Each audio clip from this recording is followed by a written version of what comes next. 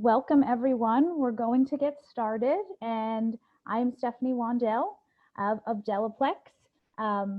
We wanted to introduce and invite you to our webinar presentation today, Digital Transformation 3, the Post-Pandemic Future. Since the pandemic, many businesses have either transformed or been disrupted. The playing field is getting leveled. Tech is growing exponentially and becoming a commodity. Consumer demand continue to rise. To maximize and sustain performance in a hyper-competitive, fast, disruptive world, we need to shift our thinking when it comes to the future of digital transformation. Tanvir Bangu is a recognized thought leader and international speaker and consultant on digital transformations through leadership and culture. A former tech executive and a college football player, Tanvir was born in Toronto and now lives in Dallas. Tanvir will address why digital transformations are never about technology. As leaders, the tools and frameworks needed to take your organizations to new heights. Please give a warm welcome to Tanvir. Take it away. Well, thanks so much, Stephanie. Appreciate it. And welcome everyone to Digital Transformations 3.0. I remember those days very well. I played the game of football in college about 90 pounds ago. I was a lot bigger. They say it's very similar to life because it's a game of inches. I learned 3 very important lessons that changed the trajectory of my life. The first lesson it taught me, never ever take anything for granted. I saw some of the best players who were poised to go to the NFL saw their careers end in a split second because you are one play away from a career-ending injury. And it was eye-opening to see the change in our perspective when we can't do what we have been loving and doing for most of our life. The second lesson it taught me was that you can never, ever, ever prepare enough, no matter how big or small the task. Coach Knox would always have us watching film, and when we were done watching film, he'd have us watch more film. And no matter how many times you watched film or prepared, you would always be able to find something new to leverage. The third lesson football taught me was something I didn't fully grasp until years later after college. You see, we were an average team that had never won in our conference, let alone compete at the national stage. And in my 4th year as underdogs, not only did we win our conference, but we beat the reigning national champions. We won and we broke the college football record with a 21-game win streak.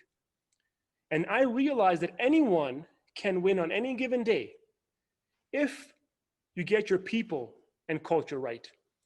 And as I went on my corporate journey after football, I started comparing the success of a football team to business. Like, how can businesses, multinationals, Fortune 500s, with smart people, lots of money, not win?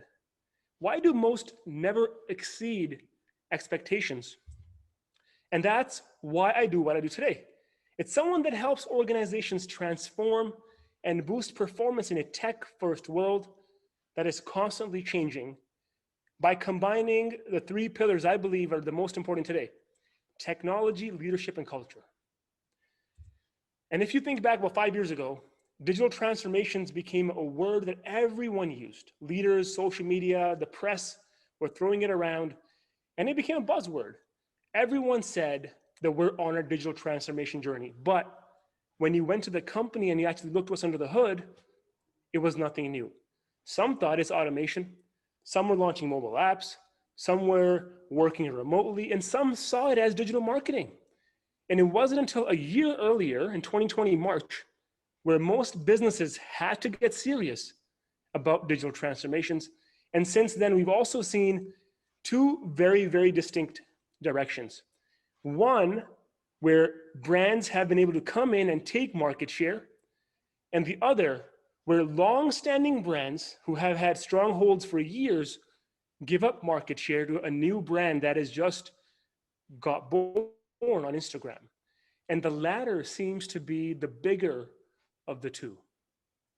So I want to take us on a journey first to understand the digital transformations and the change has been with us for decades. But I also want us to prepare our perspective, our focus as leaders and owners to understand, how do you lead in a post-pandemic world?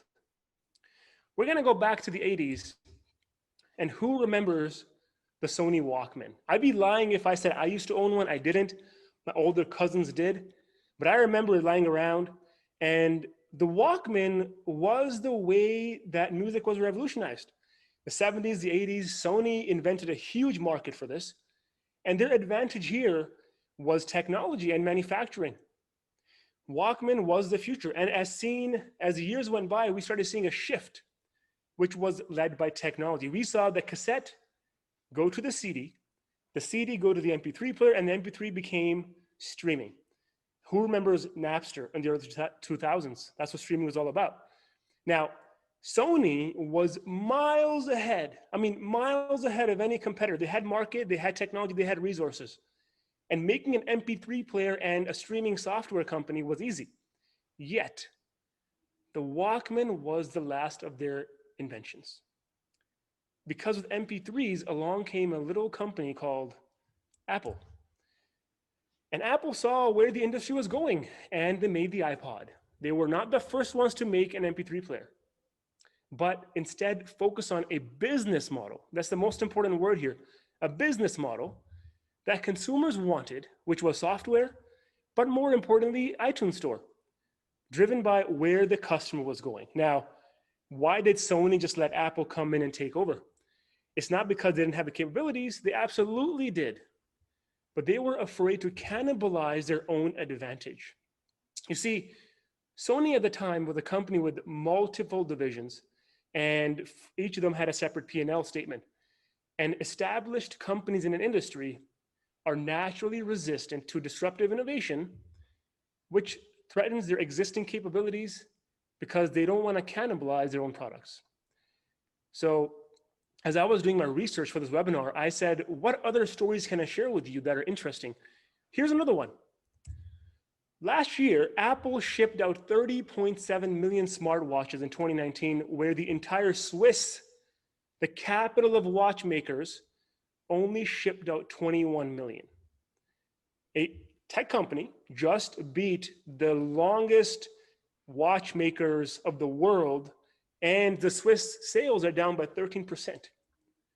Now, again, we're seeing that because Apple simply decided to enter a market that they thought made sense, and the Swiss market didn't really adapt.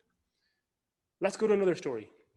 This time I want to take you back to the early 90s for a DVD rental shop like Blockbuster. Who remembers these?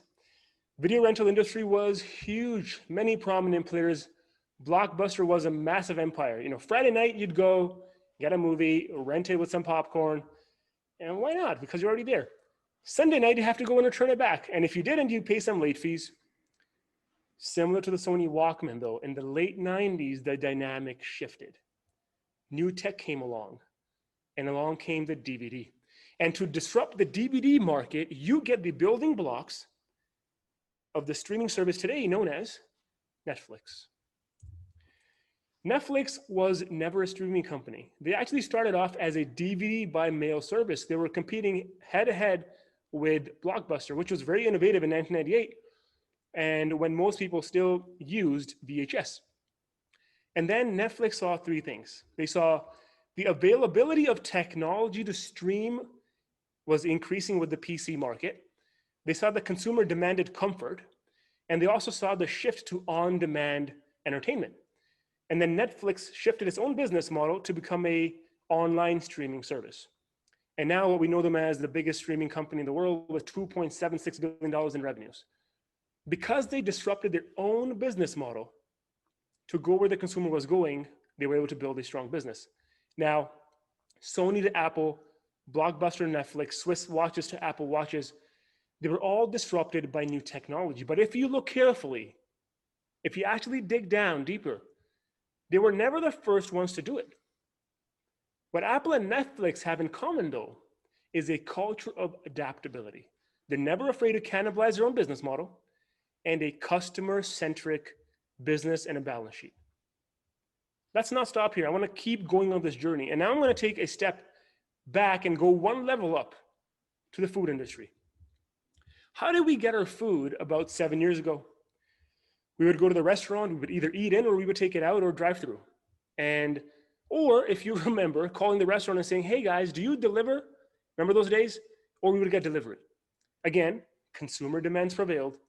We wanted delivery, we wanted it now, and along came the Uber Eats and the DoorDash of the world. Because of demand, every business more or less has to play on these third-party marketplaces today, or they risk being left out. And unfortunately for many businesses, the margins per order now are shrinking because 25% of the cost of the order goes to the third parties. That's the fee they charge on average. Now, here's what happens. Out of 100 orders, 20 of them become delivery. If I was selling 100 burritos, now 20 of them became delivery, which means I am now less profitable as a business, as a restaurant. Or for some restaurants, 100 becomes 120, which means now I'm selling more food, but my costs are higher and I'm not making more money, but I have to hire more labor and pay more in overhead. But there are some companies such as Domino's and Starbucks of the world that have been hard at work and also have their own ordering channels so that they can actually thrive in this in competition. And as a result, they have been able to remain profitable. Now, nonetheless, the third-party companies are here to stay, so the industry needs to shift. But let's keep going now to a similar industry, which is retail. In the early 2000s, we saw a shift to disruptive retail because of the rise of the online giants. Many businesses had to move to e-commerce. Some went ahead and also started to offer online delivery and curbside pickup. But many retailers, however, such as Toys R Us, Sears, J.Crew, I can count for days, died out. Now, the ones that flourished again accepted technology and changed, and these guys are growing fast. If you look at the subsection of the industry, which is groceries, the online sales are expected to increase by 20% to 20% of all sales by 2025 will be purchased online.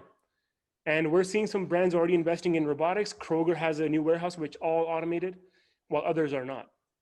Let's not stop here. I'm going to share with you one more industry example. Pharmacy and healthcare. Usually we would go to our local pharmacy and get our prescriptions. But again, along came the tech companies and we've seen the emergence of remote pharmacies. We've seen online ordering, pickup, virtual appointments. We can get it delivered or picked up, similar to retail. By this point, you're probably wondering, the Walkman and the Netflix made sense. But now, Tanvir, you're boring me. I already know this stuff. Why are you showing me examples of food, retail, pharmacies? This is obvious. Everybody's going digital. We've heard it 1,000 times. The reason I'm showing you this is because all of what I just shared with you will get disrupted again. And guess by what? Drones. Food delivery companies, retail stores, grocery stores, pharmacies will all get disrupted or will have to adapt to compete with Amazon. That's 4 of the largest industries in North America. You know how? Amazon's drone service can deliver anything under 30 minutes. They actually just received Federal Aviation Administration certificate alongside Google. And if it's not obvious yet, Amazon is a retail store, is a grocery store, is a pharmacy. It's already a streaming company. And very soon we'll be delivering your pizzas and your burritos.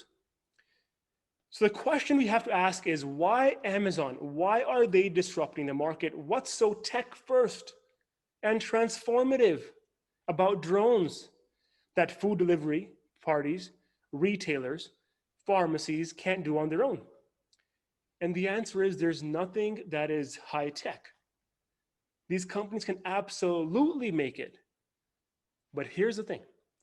We as humans are programmed to feed what has been working for us versus focusing on what's to come. The point in the beginning of this talk is that the companies that got disrupted because of tech. But when you look carefully, it was never driven by tech. Someone found a better way to meeting consumer demands, and the companies that met consumer demands, they were not the first ones to do it, but they had a great culture of adaptability. They were all customer-centric. And the thing we need to remember is that we cannot be worried about today and how we do things today or how we did things. We have to focus on the future. Our future business model, where is the customer going? Investing in technology in a business model that no longer works is pointless. You can have the best Walkman, but it won't matter if people want the iPods. And to make sure we're on the same page, digital transformations means transforming your business to better meet the demands of your customers. Now, I never said the word technology, and I'm a tech guy. It's not about implementing technology to help you improve your existing business model, because we all know what happens when you try to invest in a mail-in DVD service when the consumers want to stream. It's about really changing your business model to align to the consumer and leveraging technology to help you get there.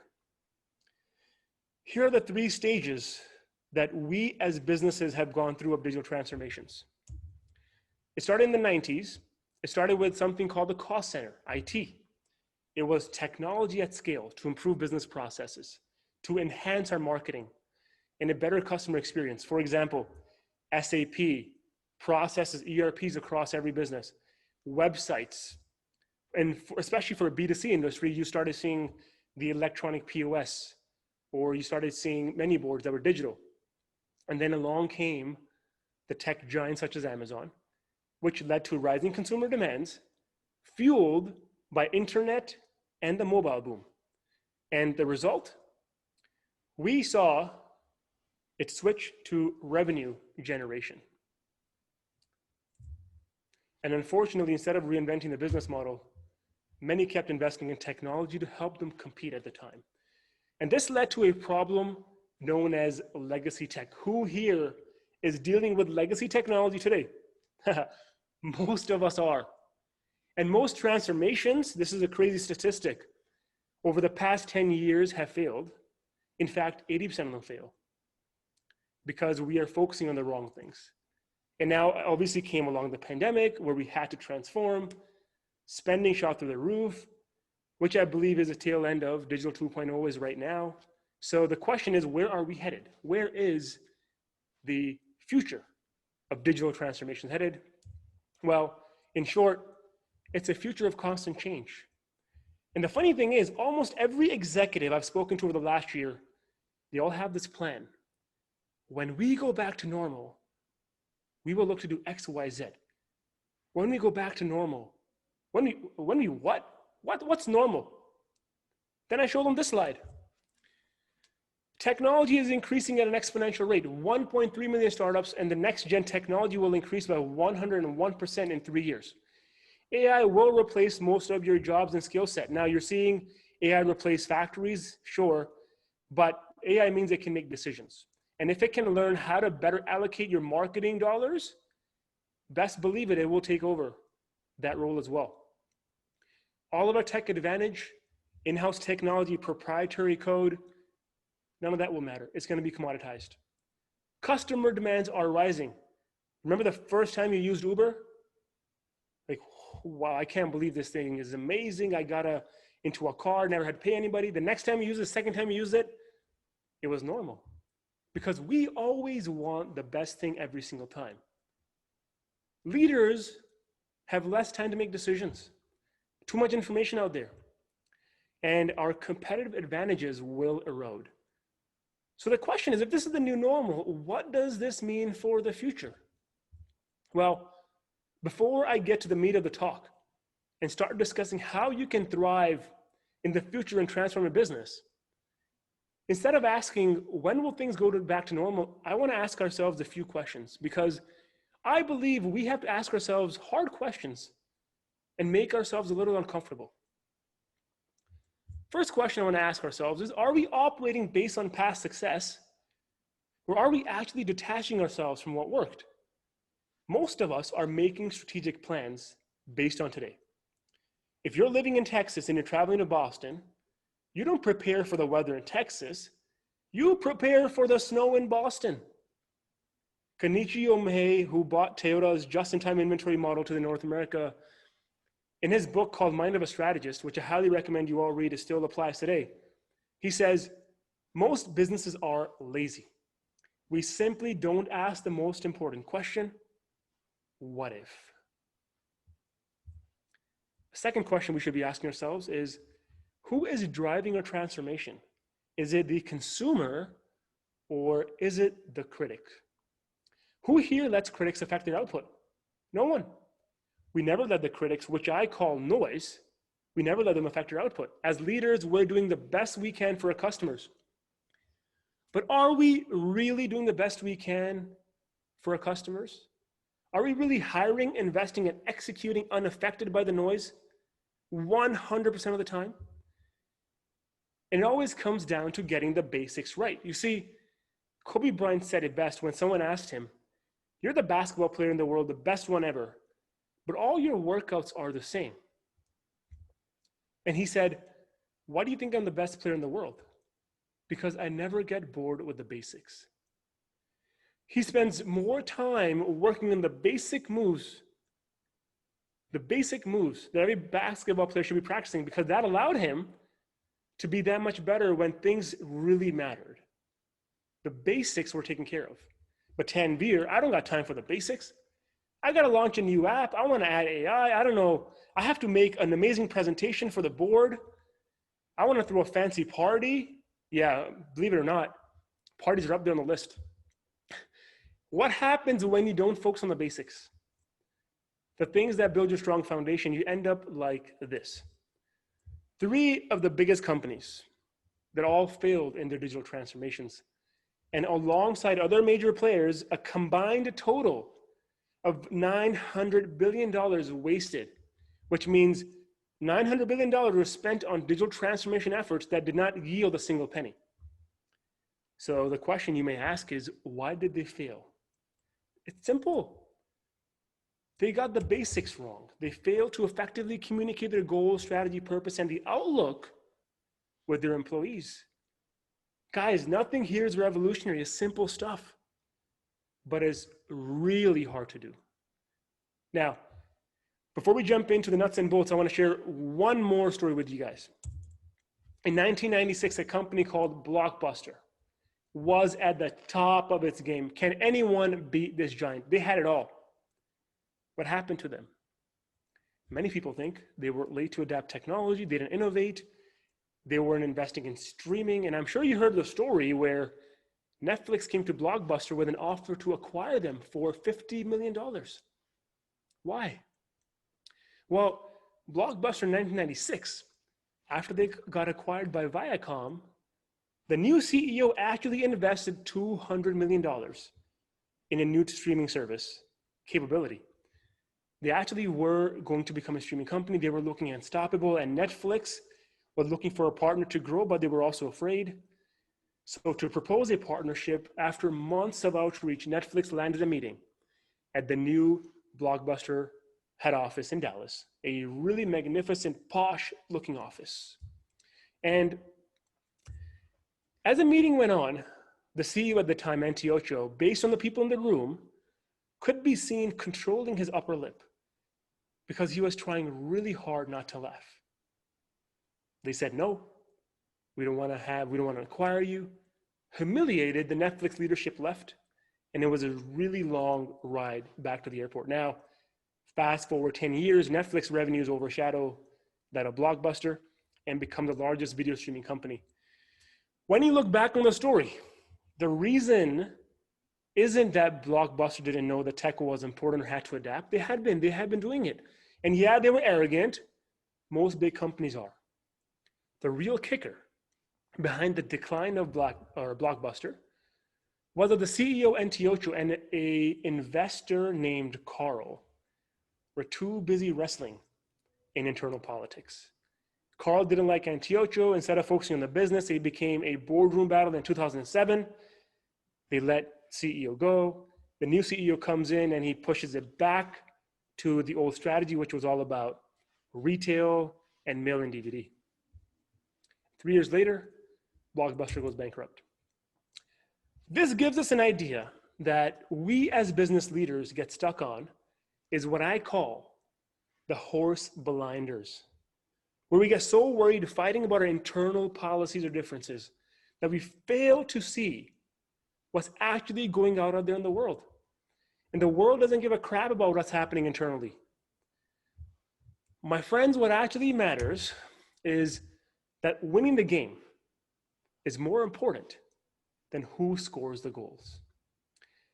And in the world we live in today, unfortunately, limelight, ego, attention, is celebrated over collective success. But if we can win the actual game, we can build a company with a little green mermaid logo, maybe it's a mermaid, maybe something else, called Starbucks. In '08, they launched an initiative called My Starbucks Idea Initiative, where customers shared ideas of what they wanted, which is crazy. Who listens to customers anyways? This campaign led to this. In 2014, they launched the brand new mobile order and pay app. 6 years later, they also hired a chief digital officer before any other business did in the industry. Everybody else was still fighting on, hey, how do you optimize your drive-through speed?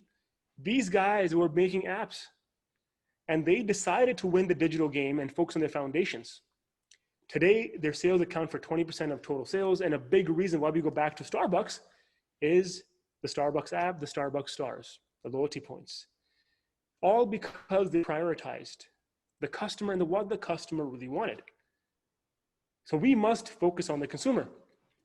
And you know what we need to stop doing is starting to stop investing money, hard-earned cash, to try to reclaim market share. Our current business model, it's bullshit. You can't use tech to enhance something that customers don't want. Or you end up like BlackBerry from Canada, trying to build a phone that nobody actually wants. What we have to do instead is that we all think we do enough, but we don't do enough, is actually reimagine our business model. Because most companies first work to protect what always worked, which is, again, 100% financial driven. This worked for me, this gave me X number of dollars. Our shareholders are happy, it's financials first. Then we say, what does our competition look like? What are our competitors doing? Let's react. And lastly, we say, what do our consumers want? Now, what this does is it makes us lean and makes us shareholder friendly, but it doesn't make us fit to thrive in a future that is full of disruption. So we have to stop celebrating the technology rollouts and the launches, which was super important to get us to this playing field today. But it's not going to take us further. In fact, with the commoditization of technology, we're actually stuck. Another thing I think we need to stop doing is giving so much attention to upskilling a workforce internally or hiring externally, because hiring digital technology minds to help with tech that we launched won't matter anymore because AI will take over your company. Instead, we have to focus our abilities to change, to adapt, to pivot, to move with speed while keeping the morale high of our teams. You know, John Sané, a futurist out of South Africa, shared a video on this a few weeks ago, and it was really eye-opening how real this stuff is. In the remaining talk, I'm going to walk you through the two key pillars of digital transformations post-pandemic: digital leadership strategy and digital leadership execution, because leadership is the key here. Now, the most difficult thing I'll share today is a quote from a football coach that championships are won in the offseason. Man, is this hard to do in a world full of TikTok and Clubhouse, where you have to answer to the board. You have to make sure we're moving faster than others. You have to say, hey, CEO, I need a year to revamp it all, and I'm not sure if we're going to be able to do it. I don't have the tangibles to show you the ROI, but I have to invest in our foundations. We're not used to doing that. And one of the biggest problems for success in a transformation is perception. I call it the Tasmanian Devil show. Who remembers the Tasmanian Devil? Where you're moving as fast as you can, but you don't cover any ground. All we do is just cause a storm. Now, I conduct workshops and consult for numerous board members across North America and Europe, and someone always interrupts me and says, this is great, Tanvir, but we have to move faster. Who has time to spend a year on fixing our model? Oh, I heard about IoT and AI. Just launch the new technology. Get us to win. Get us competitive. Make us tech first. And this shows me that we are unfortunately caught up In this scenario, where our time horizon becomes smaller, we get tunnel vision, and our inclination to find a silver bullet increases. And fortunately or unfortunately, I know this super well. In 2014, I graduated from my MBA, top of my class, had a full-time role lined up at a Fortune 5 company. Things were looking good. The only one in my extended family to go to college, let alone an MBA, highest paid job across all MBAs. And also at that time, my dad had 3 successful 7-figure businesses. So Pops had my back. We were rolling. Things were good. So start my journey at this company. Half a year and I said, nah, I want something better. I want more. I want to become rich fast because this company is too slow. And I'm hearing stories, if you remember in the 2013-14 era, about entrepreneurs going public overnight. So I called up 2 of my friends from the MBA class, Jason and Matt, and I said, hey guys, let's open a business. They said, okay, let's do it. Jason says, what do you want to do? Matt says, hey, we were in the same class together called Real Estate Financial Investments. I said, let's open a real estate company. We got our licenses and we opened a real estate investment company. Actually, a real estate realtor company. Now, don't laugh. It wasn't your average realtor. We were going to disrupt the commercial real estate market. As a young, smart, driven grad, what's the first thing that I do? First thing we do is we actually open up a company with Jason and Matt. We actually open a brokerage. The second thing I do is I quit my job, I give my notice, and the same day I go to the Mercedes dealership across the street and I buy a brand new Mercedes. Because all about the image, we're flying high, you know what I'm saying? Then, after I got the Mercedes, we got an office with an annual lease paying $4,000 a month, brand new furniture, but we got to look good. So guess what? We also get custom tailored suits. Hey, how are people going to know about us? Well, we're going to run radio and newspaper ads for $3,000 to $4,000 a month for the next 1 year. And in 6 months, we disrupted something. You know what we disrupted? Our cash flow. Income, 0. Business model isn't working. Why are we not able to close big deals that pay a lot of money? No problem. We said, look, we're desperate. We're going to start chasing things to make something work. So we started doing everything we can. We started going to residential, commercial, gas stations, any types of real estate you can think about. But nothing works. We start imploding. Oh, wait.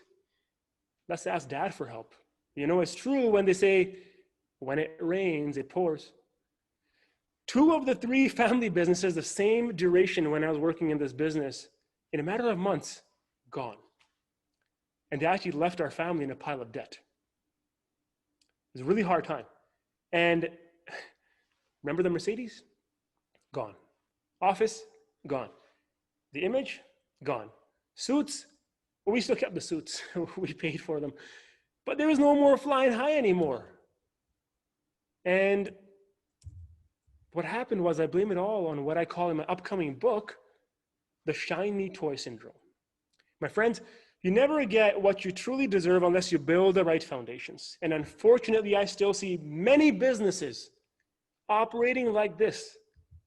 Large businesses, multinational businesses.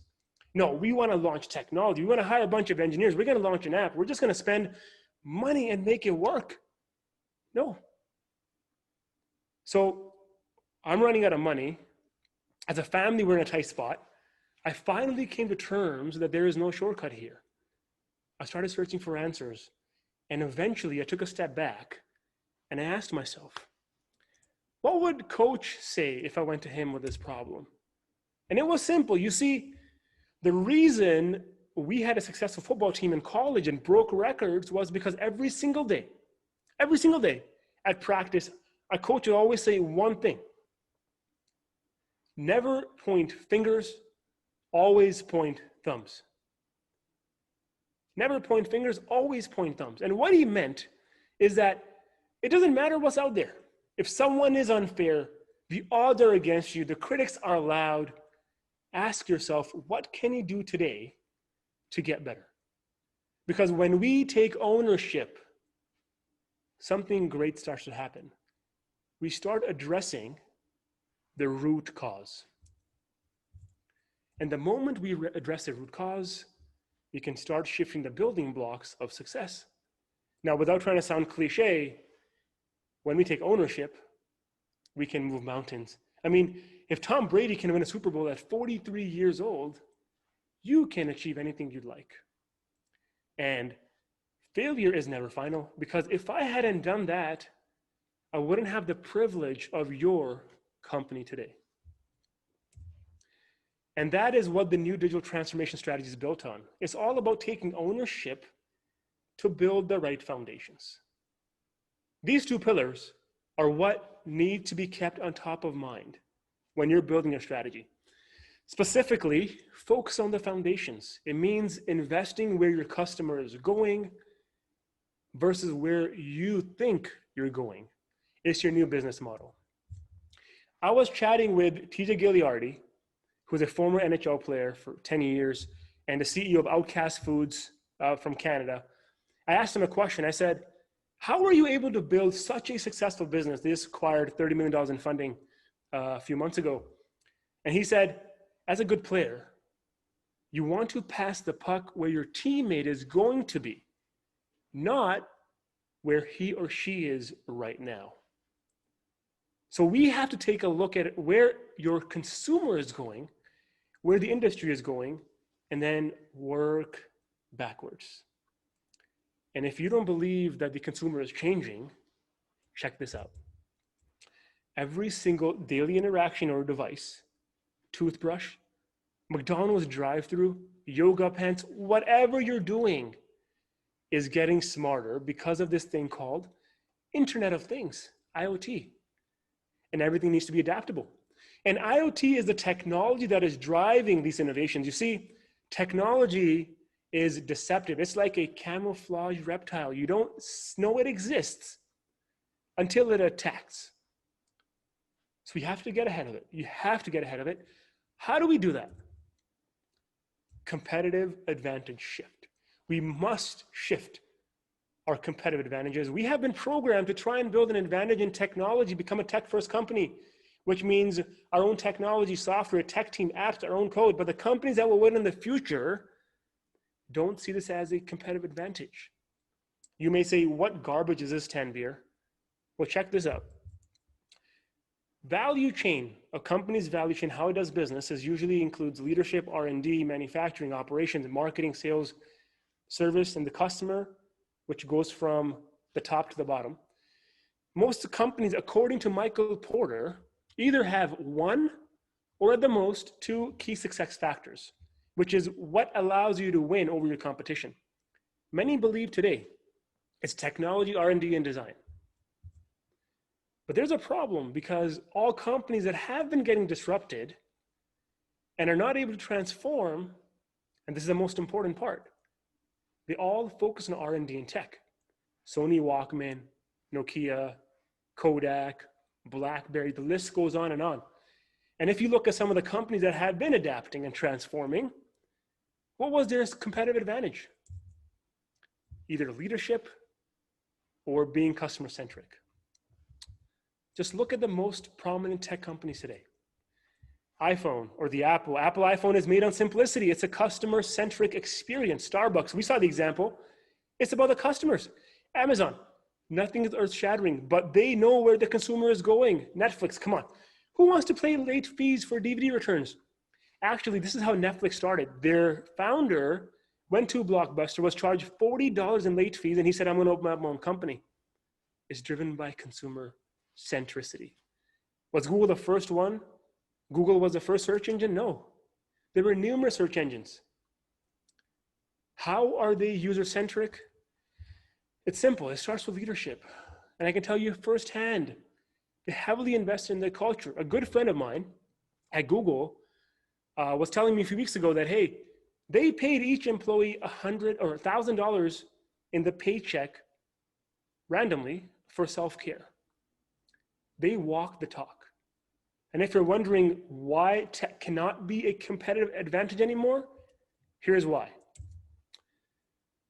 In the semiconductor industry, something that is fascinating, but I still don't understand fully.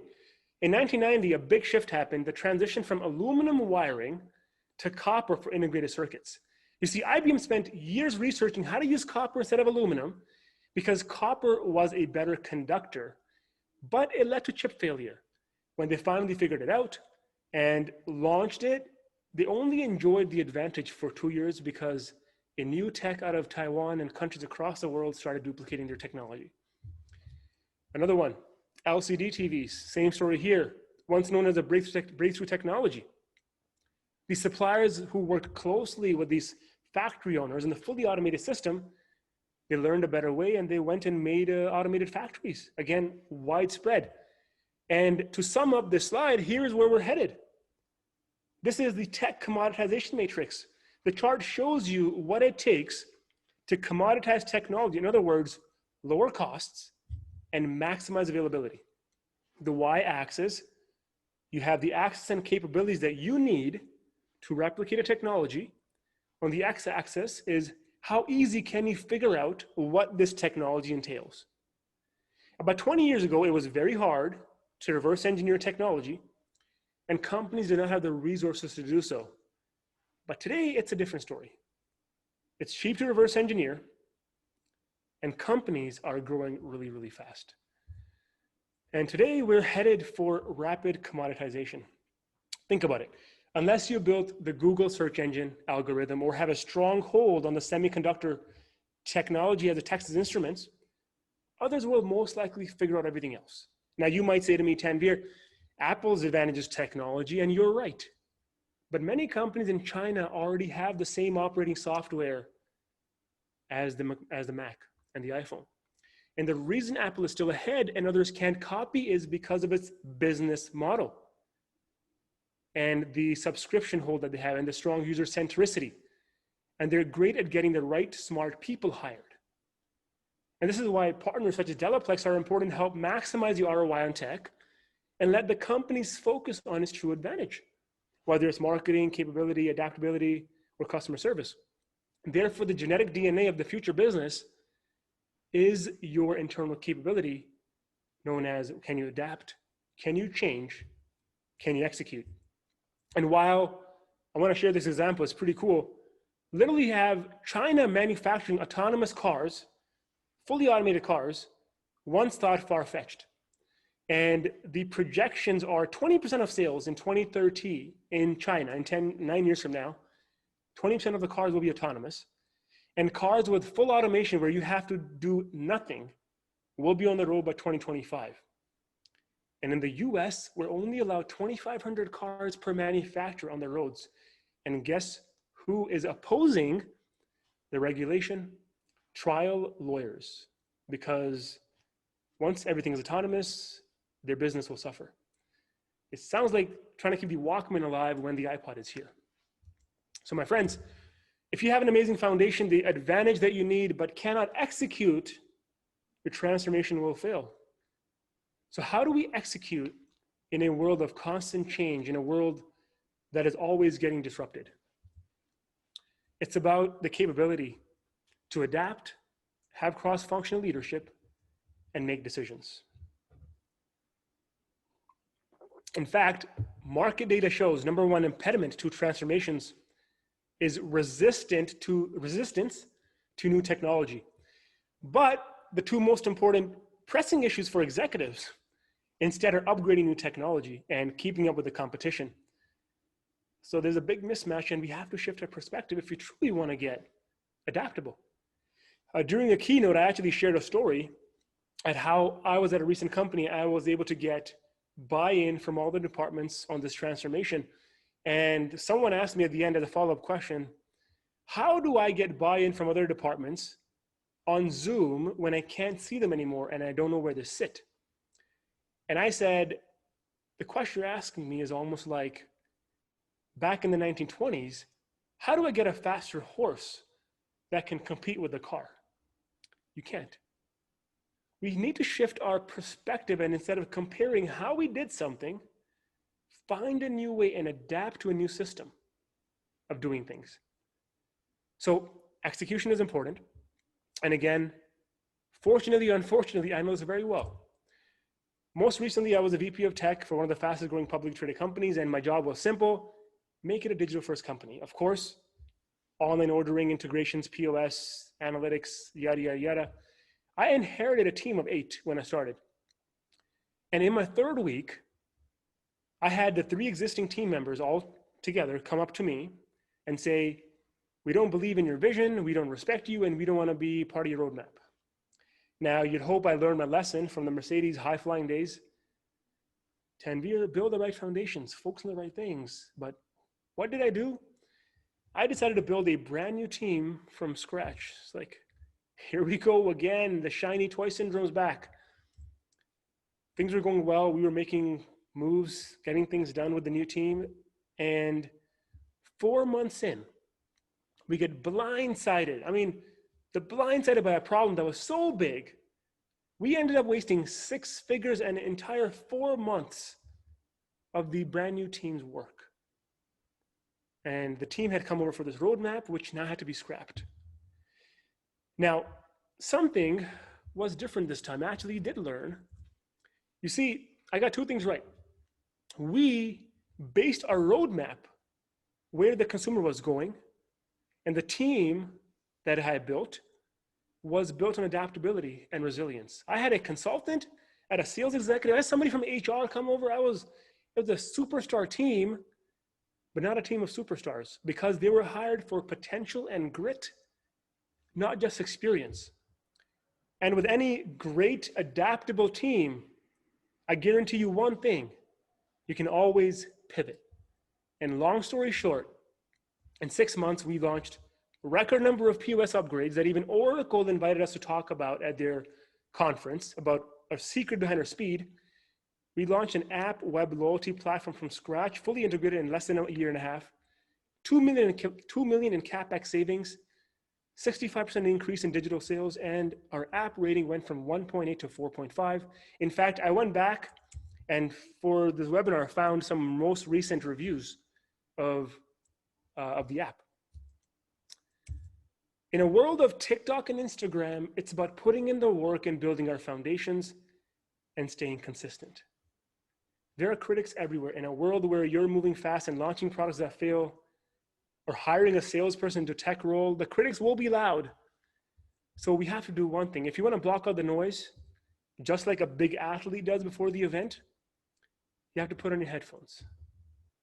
And there are 3 types of noise that I want to walk you through that we need to block out. The first one is leadership, which is us and the board. And nothing negative here, because everybody is changing their perspective. It's new. There will be questions. It's their job to question and push back. What's the ROI? What are competitors doing? Why are we still doing this? As leaders, we need to influence and acknowledge and stay on the course. We have to be the ones ask the courageous questions. Number 2 is our internal team. That one person every single day who checks the news in the morning, finds articles and forwards it to your entire team. Usually they're about a competitor. Hey, they launched a new product. This acquired a new company. The new tech launched. Customers shifting. And when you ask this person, hey man, what should we do about this? They have nothing to say.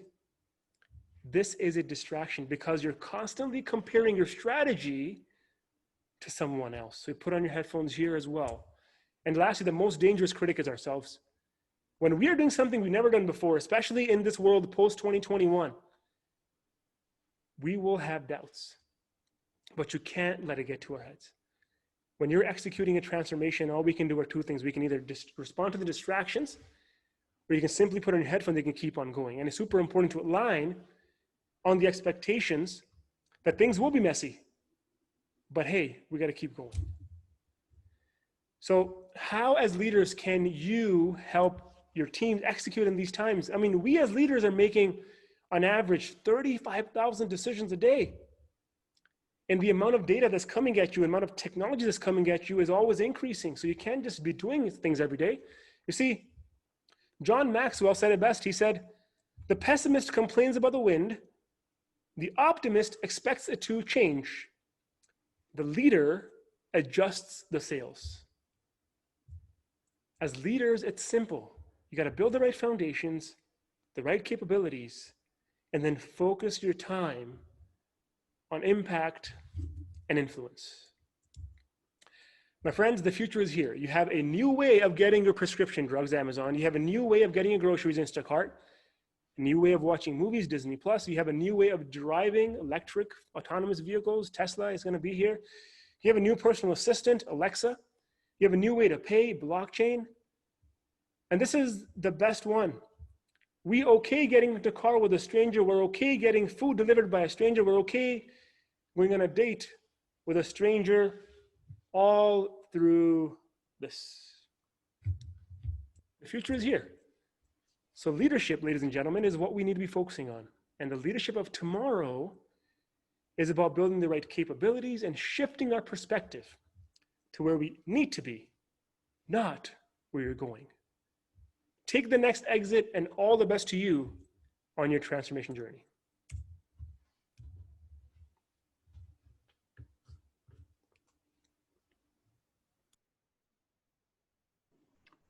That's wonderful. Thank you. There's a lot of good takeaways in there. Thanks for your time. I have a lot of notes actually, so. My pleasure. Good. Thank you, Stephanie. Sure thing.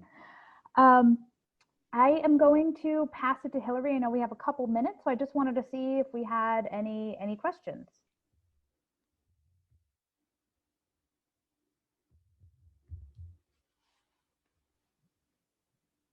We didn't have any questions come through on the chat, so if you had anything specific, Stephanie. Sure. So one thing that I wanted to know was, you mentioned a book, and what was the name of that book? The Mind of a Strategist. Okay, excellent. It's a book by Kenichi Ohmae, and it's written in the 1960s or 70s, I believe. Okay. But it still applies today. It applies even more today than it did back then because of all the change. So definitely a recommended read. Excellent. Thank you. I think, let's see what we have here. We do have someone asking a question. I'll read it since my mic is open. What are some of the metrics for measuring digital success of transformation initiatives? I would say there are usually two that most companies do, but I think the third one is the most important. So the first one people always look at is the ROI. So if you spend X number of dollars on a transformation, which is either technology or people, what are you getting back in sales? So that's an easy one. The second one I would also look at is your digital sales. If you are trying to shift to a digital first company, if you are a B2C company. So looking at digital sales and profitability overall. The third one, however, that I believe that I always help my clients with, and that I think is the most important actually, is your team morale. Is if your team is asked to be shifting and changing direction and pivoting and have to be adaptable, that's when we see turnover. So how is your team doing? Because if you are trying to do all these great things and your team is feeling low on morale, it's just a matter of time before everything explodes. So that's the third one I would always measure. Obviously, you can go a level deeper into each one of these, but ROI, your digital sales, and your team morale. Excellent. Thank you. I think that's it for questions. So thanks again. Awesome. And thank you. Thank you to you, and thank you to our attendees there's a lot of good information in there. So I will. Thank you for having me, and thanks everyone. Hope you found something valuable here, and love to stay in touch. Thanks so much. Will do. Have a great day. Bye-bye.